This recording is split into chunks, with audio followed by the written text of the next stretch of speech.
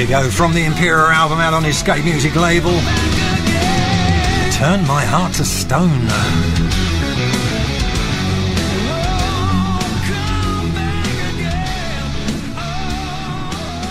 Unusual to have a band named after the drummer, but I'm pleased to say the man we've got on the phone line today to talk about that album is our good friend, the one and only Mr. Tommy Denander. How are you, my friend? Oh, I'm great. I'm still recovering from a couple of weeks ago. and we're not even talking about Firefest. We're talking about the party we had afterwards, right? Yeah, well, I renamed myself Impera. I am the reason of that band. I'm kidding. Yeah, I mean, yeah. What's up with that? We have a drummer calling the shots in this band. What's up with that? Yeah, I know. I mean, how did the project come about, Tommy? Well, Johan JK, he's been a very, very dear friend of mine for about 25 years, and all the guys in the band, Matti and me go back. I think we played live together in 85 or 86. I mean, we go way back together. I didn't think you were old enough. And well, we were only 6 years old at the time, but still, or not even that probably. Mm-hmm. Well, I mean, we just go way back, and we all worked on projects together over the years. And JK called me, and said, I've decided I want to do a solo album, and asked me if I was interested in writing the songs and playing the guitar for it. And I said, absolutely, of course, And I asked him what style he wanted to do, and what he described was what I loved the most, sort of combination of Van Halen and Giant and Whitesnake, that sort of guitar-driven thing. And I just felt, okay, well, I always loved the first Prisoner album we made, and that kind of guitar riff driven, sort of Gary Moore kind of thing. Mm-hmm. And anytime I get to come close to that, I'm happy. So we just had a meeting, and he had a riff with him, and I just took the riff and I started writing, around it, and he had our, very dear friend Lars Chris, who's co-producer of the album, with him, and we just felt right away, yeah, this is going to work out great. So I actually wrote the whole album in about 7-8 days. I just went in and I wrote one or two ideas every day, and it just felt right. Mm-hmm. And I left all my music demos with him. And the original singer for the project was going to be John Corabi. Yeah, I do. I remember reading it. Motley Crue and the Scream, of course. I mean, I worked with John when he was in the Scream. Yeah, and he's an amazing singer and a super nice guy. That I also worked with, on stuff. So I mean, I thought, yeah, that's going to be great. But I mean, it in the end, it came down to scheduling. He was always very busy touring, which is a good thing. And JK just felt, okay, I need to finish this, because it sounds like 6 months just passed, and then another 6 months just passed. And so he had already asked Matti to help him finish the songs, write the songs. And it's hard to find a better rock singer on the planet than Matti anyway, So I guess as soon as he started hearing the demos with him, it was like, wait a minute, of course we should ask Matti to sing this. And the funny thing is that me and Matti actually signed a deal with Frontiers some 3 or 4 years ago. We signed the contracts and everything to do an Alton Sedi Denander album. And a couple of the songs that are on Impera are actually the ideas that we started for that album. Whoops. The song you just played, it came, but those songs just sat there. And we always said, man, it's such a drag we never did that album, and we always wanted to do it. So then Matti gets involved in this, and I tell JK, you know what? We have a couple of ideas that are just perfect for this. And he heard them, and he went, oh, yeah, we're going to use this stuff. So it was probably meant to happen this way anyway. So that's the way it happened. And the funny thing is, it was always meant to be JK's solo album, and he's still the guy who's in charge. Whatever he says, we do, for the most part. Unless it's naked. The naked stuff I leave to him. But he's a drummer, so I don't go there. But he's and it's nice to have one guy calling the shots. But it was kind of funny when he called us up and said, are you guys free next week? I want to do some pictures for the album. And we were like, sure, no problem. And actually, when we showed up at the photographer's place, he he goes, well, we got to really make it look like a band in this. And we were like, wait a minute, we're a band?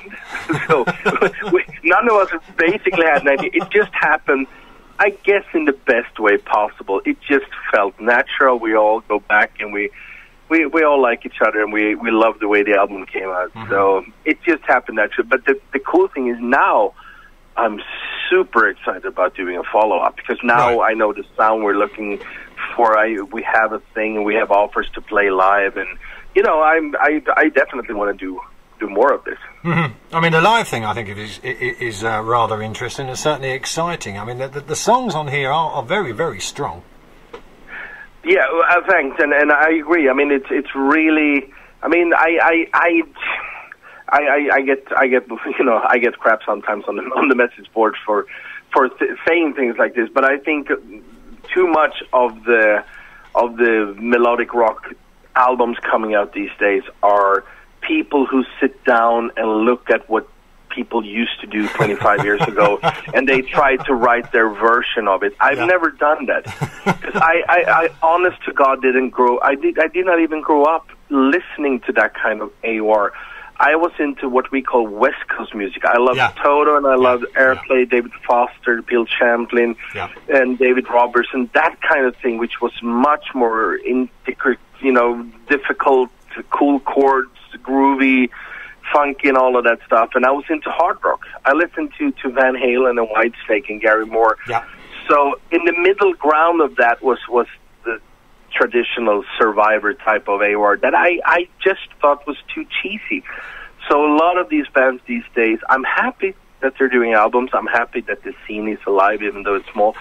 But the one thing that I think is lacking is songwriting. I think it's the one thing that people, that's my thing. I'm not saying I'm better or worse than anyone else, but it's my thing in life that I'm so dedicated to the craft of songwriting. So I never sit down and listen to, maybe I should try and write a song from Vital Signs with Survivor. I can't do that, even though, of course, I'm influenced. I have my little Toto-esque vibes, and I have my little Van Halen little things. I mean, I always look at myself and everyone in this business. We're all a pot of boiling water, and everything you listen to is another spice in that soup you're boiling, and in the end of the day, that's who you are. But I think if, the songwriting is the one thing. Productions are great. There's a lot of greats, and the musicianship is I've got to say, there's a certain amount of irony that you happen to pick up on Survivor as being slightly cheesy, and yet two of your best ever live performances have been performing Survivor songs. Well, absolutely, and first of all, it's one of the best singers in the history of melodic rock or rock and roll as it is. Jimmy Jamison is bar none as amazing as you can get with any singer on this planet, and everyone knows that. So having a person like that it's stunning in itself. But I was so happy to hear the interview you did with him recently, because I got there was probably 4 or 5 people that I heard from that were really pissed that I did not do the Survivor songs more true to the original. But I said to Jimmy at the same time he said to me, I told him, if you hire me to do that kind of thing, I can't copy note for note what those guys did in Survivor, because for me as a guitar player, it's too boring. And he went, I don't want you to play it that way. I want you to play it the way you would play these songs. Yep. And I want them to be a little heavier. So I think we spiced them up, and I think a lot of people liked it. But I totally respect the diehard fans who feel like, you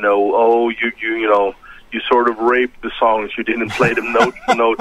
I respect that. I totally do. I know I'm a fan of other bands, and I like when people stay true. But for me, it was not the way to do these songs. No. And the way the live DVD and CD came out, I'm so thrilled about that. And I have to give credit to Magnus, our drummer, because he is truly a diehard Survivor fan. Even Jonah and Jimmy from Heat are also big fans. They actually knew all of these songs. I probably heard 3 of the songs we played before, So having said that, because Jim Peterick is a good friend of mine, and we write songs from time to time, and I adore him, and but for me, that kind of era of Survivor stuff, it always felt a little cheesy and a little too simple. But I'm gonna crawl, you know, in my own mud here and say that after learning these songs, after listening more to these songs, I have to take some of my words back because they're really well written. Mm-hmm. There are some fantastic music they wrote, and for a very, very good reason, they are one of the bigger and better bands of that era. Mm-hmm. And I liked Eye of the Tiger when it came out, and Burning Heart, because you saw the Rocky movies and that stuff. Yeah. But I have to give them credit for they actually did some really, really good stuff. Well, let's take a quick break and we'll play another track from the Impera album, shall we? Let's do. Absolutely. Right. Here you go, folks. This is Shoot Me Down.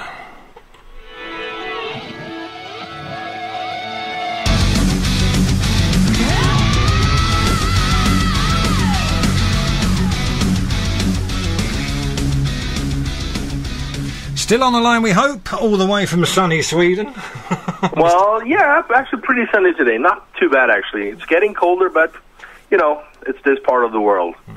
One thing is clearly missing from that album, and I presume it was deliberately avoided, any keyboards? Absolutely, on purpose. I said from the start, let's just make this a guitar album. Because we otherwise we would have to bring in a fifth member, to be the keyboard player. And normally when I do albums like this, I usually play the keyboards, which I love doing as well. But Johan just said, from day one, like, no, let's just get rid of all the keyboards. And what I did is I like the colors of something close to keyboard. So actually I did more guitars when you listen to the album with sort of Leslie type effects and cleaner stuff in the background and little Jimi Hendrix types of things, and it's sort of the same spice, but getting away from the keyboards. So as soon as you start adding keyboards, it definitely adds to the cheese, in a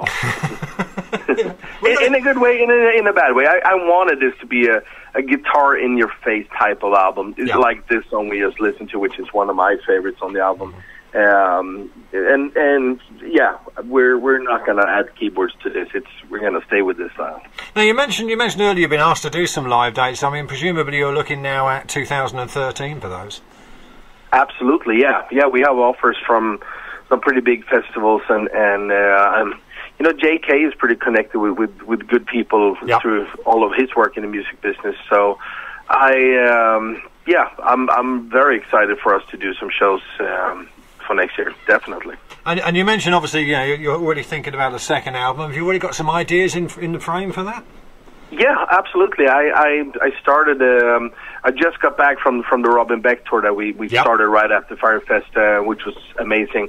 So I started a few ideas right before we went on that tour, and now for a few days, I'm back in the studio and I'm writing the new Robin Beck album right now. We're about to start writing for the next House of Lords, and I've started coming up with ideas for the next Impera album, which is really a lot of fun, because I like writing riffs.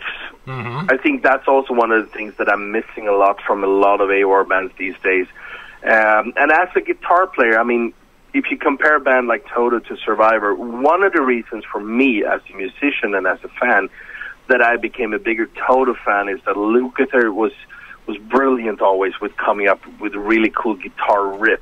I mean, it's really clever stuff, I mean, the way they wrote music was just absolutely stunning. A lot of the typical AR for me was too much just playing, da da da da da da da da da. It's just chords over and over, and even though they have great melodies and great singers, as a musician, it didn't move me a lot, and I think that's what I want. If you listen to the song we just heard, there's even a lot of jazz and blues, weird blues chords in there. Mm-hmm. I just like the colors of songwriting more in that sense. Fair enough.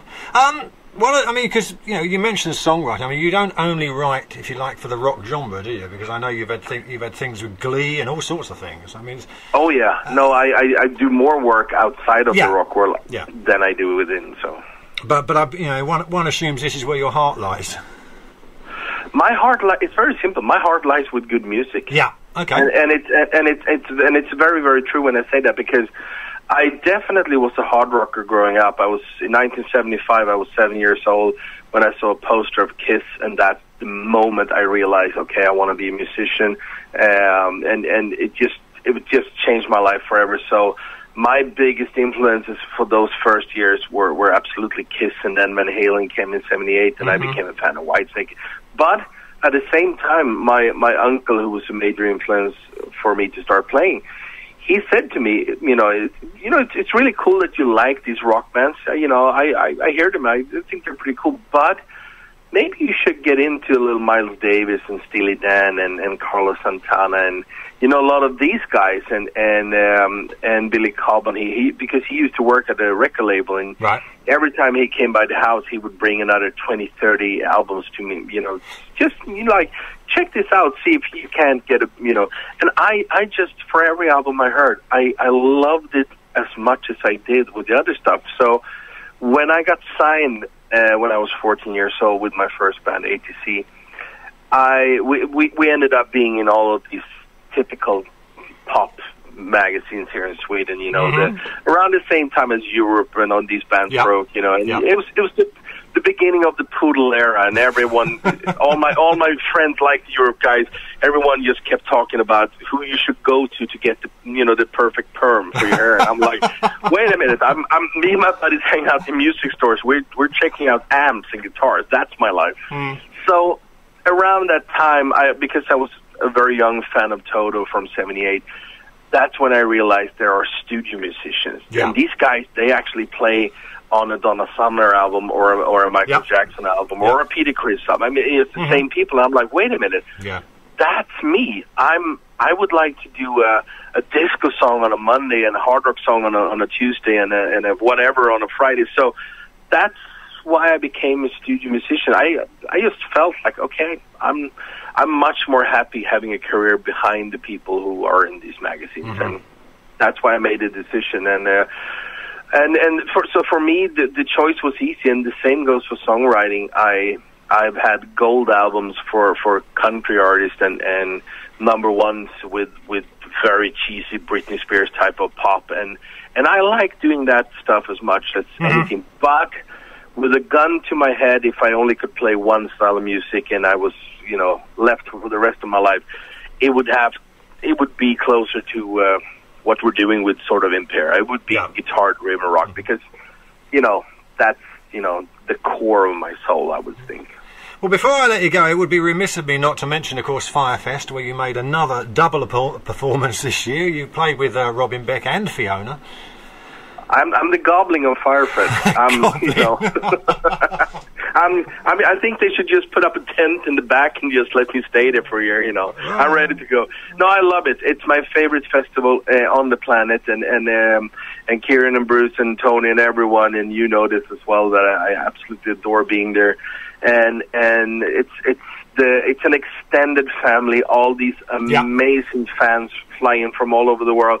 You only see most of them only at that weekend, and you recognize so many people, and they're so nice, and they're the best crowd you can find on the planet. I absolutely adore them, and next year is the 10th anniversary, and we're already talking about whoa. Yeah, so I mean it's everyone. It's not going to be a surprise that they really want to make the anniversary something special. I think they will. So. Well, let's. I'm not going to start running a book on whether you're going to be there or not. I'm going to be there. I'm actually going next week, and I'm just going to hang around until it's time. Tommy, thanks for taking time out to join us here at